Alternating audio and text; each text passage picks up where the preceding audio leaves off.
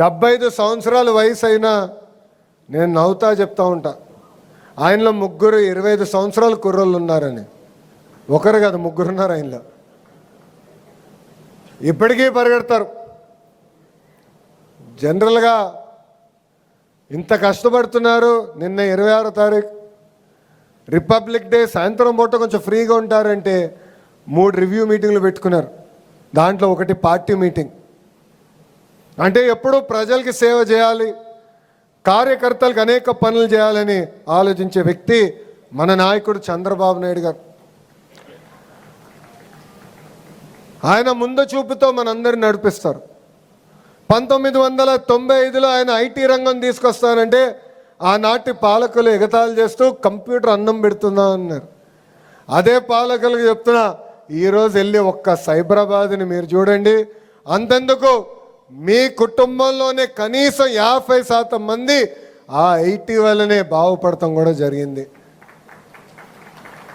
ఈరోజు అనేక పరిశ్రమలు ఆంధ్ర రాష్ట్రానికి వస్తున్నాయి. దానన్నిటి కారణం మన నాయకుడు చంద్రబాబు నాయుడు గారు. ఒక ఆర్సిలర్ మిత్తల్ కానివ్వండి, గూగుల్ కానివ్వండి, అదేవిధంగా మనకి కాగ్నిసెంట్ కానివ్వండి, ఇలా అనేక పరిశ్రమలు ఆంధ్ర రాష్ట్రానికే సొంతమవుతున్నాయి. మన నాయకుడు సంక్షేమ అభివృద్ధికి బ్రాండ్ అంబాసిడర్ అవుతే ఒక టీమ్ 11 ఉందండి. టీమ్ 11.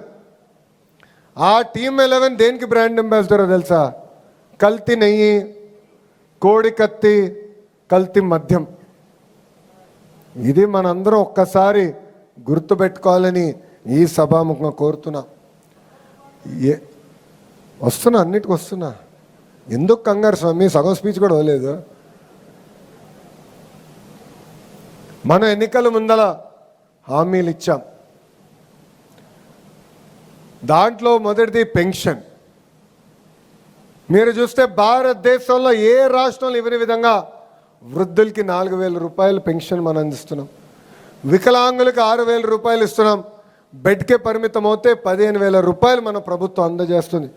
ఈ ఒక్క కార్యక్రమం ద్వారా సంవత్సరానికి 30,000 కోట్ల రూపాయలు ఈరోజు కూటమి ప్రభుత్వం ఖర్చు పెడతాం జరుగుతుంది.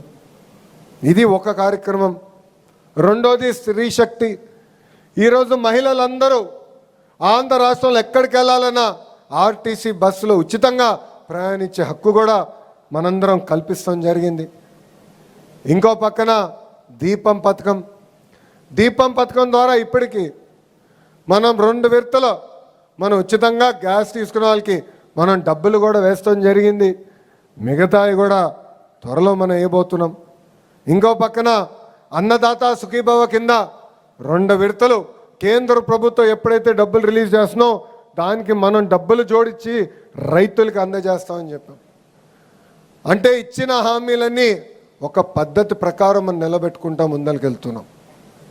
ఇంతేకాదు, యువగలం కింద 20 లక్షల ఉద్యోగాలు కల్పిస్తామని ఆనాడు మన హామీ ఇచ్చాం. మన ప్రభుత్వ అధికారంలోకి వచ్చిన 150 రోజుల్లో ప్రతిపక్ష పార్టీ 200 కేసులు వేసిన డిఎస్సి పూర్తి చేసి 16,000 మందికి మనం ఉద్యోగాలు కల్పించాం. 6,000 మంది పోలీస్ కానిస్టేబుల్ పోస్టులు మనం భర్తీ చేశాం. ఈరోజు పెద్ద ఎత్తున పెట్టుబడులు తీసుకొస్తున్నాం. భారతదేశంలో 100 రూపాయలు పెట్టుబడులు వస్తే దాంట్లో 25 రూపాయలు మన రాష్ట్రానికి ఈరోజు వస్తుంది. అంటే సంక్షేమ అభివృద్ధి 2 కలిసికట్టుగా ముందరికెళ్ళాలి. చేయాల్సి ఉంది. అన్నీ మనం చేశానని చెప్పట్లేదు. రోడ్లు కూడా మనం గుంతలు పూడ్చాం. 5 సంవత్సరాల ఒక్క గుంత పూడ్చలేదు. గుంటలు పూడ్చేదానికి 2,000 కోట్ల రూపాయలు మనకు ఖర్చు అయింది. మళ్ళీ వర్షాలు పడిన తర్వాత గుంతలు పడినాయి, అది పూర్తి చేస్తున్నాం. ఇంకా రోడ్లు వేయాల్సిన అవసరం ఉంది. మిగిలిన సంక్షేమ కార్యక్రమాలు కూడా అమలు చేయాల్సి ఉంది. కానీ మనం చేసిన కార్యక్రమాలు చెప్పుకోవాల్సిన బాధ్యత మనందరిపైన ఉంది. ఒక పెన్షనే ఉదాహరణ. అసలు ఆంధ్ర రాష్ట్రానికి పెన్షన్ తీసుకొచ్చిన వ్యక్తి అన్న ఎన్టీఆర్. ఆనాడు 30 రూపాయలతో పెన్షన్ ఇచ్చారు. ఆ పెన్షన్ 2014లో 200 రూపాయలు. చాలని 200 రూపాయల పెన్షన్ని మన ప్రభుత్వం 1000 రూపాయలు చేసింది. కరెక్ట్గా 2019 ఎన్నికల ముందల హామీ ఇవ్వకపోయినా 1000 రూపాయల పెన్షన్ని మనం 2000 రూపాయలు చేసాం. గత ప్రభుత్వం 1000 రూపాయలు పెంచడానికి 5 సంవత్సరాలు తీసుకుంది. కానీ అదే మన ప్రభుత్వ అధికారంలోకి వచ్చిన మొదటి 100 రోజుల్లో 1000 రూపాయలు పెన్షన్ పెంచాం. 4000 రూపాయలు ఈరోజు మనం చేసాం. చెప్పాలి, మనం పనులు చేస్తాం ఎంత ముఖ్యమో, చేసిన పనులు కూడా చెప్పుకోవాల్సిన బాధ్యత మనందరి పైన ఉంది. ఇంతేకాదు, మారుతున్న కాలానికి పార్టీలో కూడా మార్పు రావాలని నేను కోరుకున్నా. వేదిక ముందున్న పెద్దలందరూ తెలుసు, పాలిట్ బ్యూరో సభ్యులు ఉన్నారు. అనేకసార్లు పాలిట్ బ్యూరోలో కూడా పార్టీలో సంస్కరణలు తీసుకురావాలని నేను మాడటం కూడా జరిగింది. ప్రతి పార్టీ పదవికి టర్మ్ లిమిట్ ఉండాలని నేను ప్రతిపాదిస్తాం కూడా జరిగింది. అది నాకు కూడా వర్తిస్తుంది. అందరికీ టర్మ్ లిమిట్ ఉండాలి. ఒక వ్యక్తి ఒకే పదవిలో 2 టర్మ్ల కన్నా ఎక్కువ ఉండకూడదు. అతను ప్రమోట్ అవ్వాలి. సామాన్య గ్రామ పార్టీ అధ్యక్షుడు ఎందుకు పాలిట్ బ్యూరో వరకు రాకూడదని నేను పాలిట్ బ్యూరోలో కూడా మారటం జరిగింది. ఇది మన పార్టీ, ఇది మన కుటుంబం. మనం అనుకున్న అన్నీ ఒకే రోజు అవ్వవు. మీరందరూ అనుకోవచ్చు, లోకేష్ అనుకుంటే ఎంతసేపు అయిపోతుంది కదా అని. నేను పోరాడా. జిల్లా పార్టీ కమిటీ నుంచి పార్లమెంట్ పార్టీ కమిటీ తీసుకొచ్చేదానికి నాకు 18 నెలలు పోరాటం పట్టింది. 18 నెలలు పోరాడా.